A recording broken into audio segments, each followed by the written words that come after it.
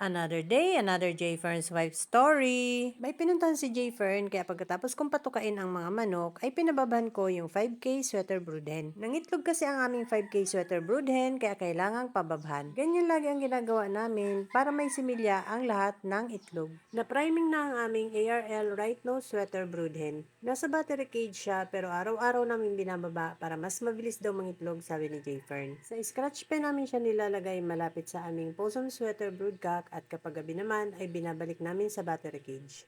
Tiningnan ko ang aming white brood hen at meron na ngang napisang sisiw.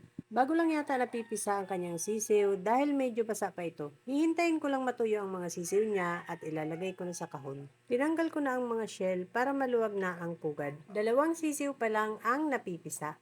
Kinahapunan ay biglang umulan pero hindi naman ganun kalakas. Buti na lang yung mga alpas naming cockerels ay hindi nagpapaulan. Sa kubo sila natambay kapag naulan at minsan naman sa ilalim ng multi-purpose pen.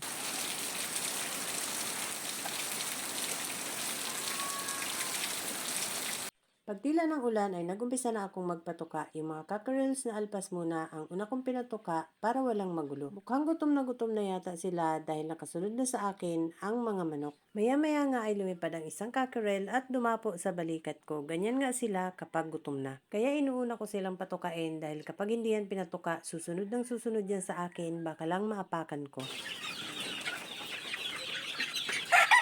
Nilagyan ko na nga ng feeds ang mga patukaan nila para makakain na sila. Gutom na nga sila dahil hinintay ko pang tumila ang ulan bago ako nagpatuka. Nilagyan ko na ng feeds ang lahat ng patukaan nila para hindi sila mag-agawan. Pati itong mga cockerels na nasa scratch pen ay mga gutom na rin kaya nilagyan ko na ng feeds ang kanilang patukaan. Sinunod ko na nga patukain itong mga baby pullets dahil mga gutom na rin at sobrang iingay na.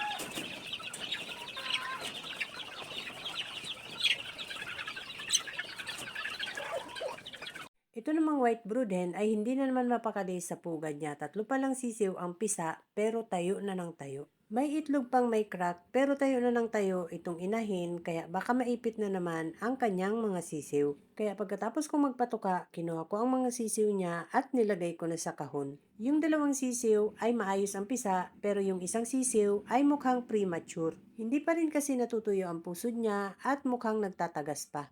Bago ako magpainom ay kinolekta ko muna ang mga itlog ng aming inahin. Nangitlog ang aming Golden Boy Gilmore Brood Hen at ang Dingfair 5K sweater. At dahil nangitlog ang aming Golden Boy Gilmore Brood Hen, papababan ko siya sa aming Possum Sweater Broodcock. Yung aming Dingfair 5K sweater Brood Hen naman ay may kasamang broodcock sa fly pen.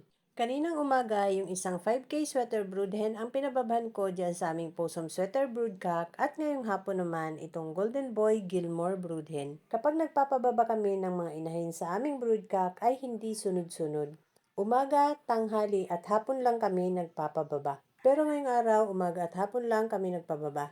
Hapon na naman at nag-uumpisa ng maghapunan ang mga cockerels na nakahapon dito sa multipurpose pen. Kaya kailangang tanggalin ko na ang mga sisiw na nakalagay doon. Itong nasa kabilang pintong mga sisiw ang una ko munang nilagay sa kahon para palipatin ko dyan mamaya yung mga nasa kabilang pinto.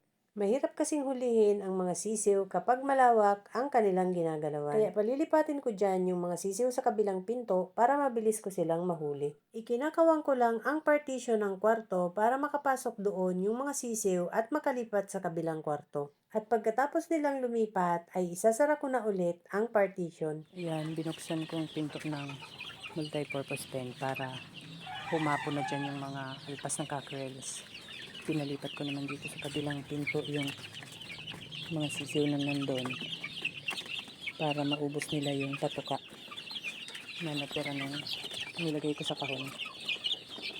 Mamaya ikakawon ko din sila.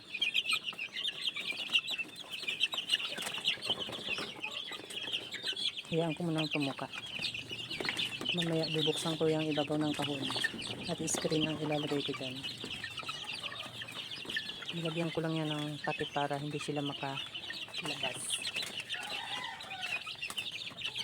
Pagkatapos ay ito namang mga sisiw sa brooder ang nilagay ko sa kahon. Ang bilis lumaki ng mga sisiw na nasa brooder kaya maya-maya pa ay sikip na rin sila dyan sa kahon. Sa kahon namin sila nilalagay kapag gabi at pinapasok namin yan sa loob ng bahay namin.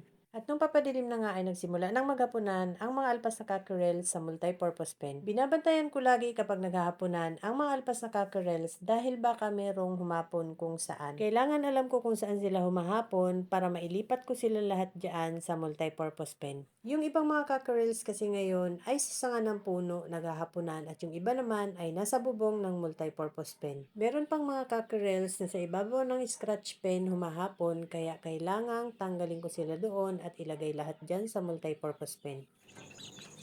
1, 2, 3, 4, 5, 6, 7, 8, 9, 10, 11. Binibilang ko nga lagi ang mga cockerels na inihahapon ko dyan sa multipurpose pen at kapag kompleto na sila, isinasara ko na ang pinto. Tinatabingan ko pa yan ng sako, lalo na itong mga nakahapon malapit sa screen. That's all guys. Thank you so much for watching. Please like, share, and follow for more. See you on my next video.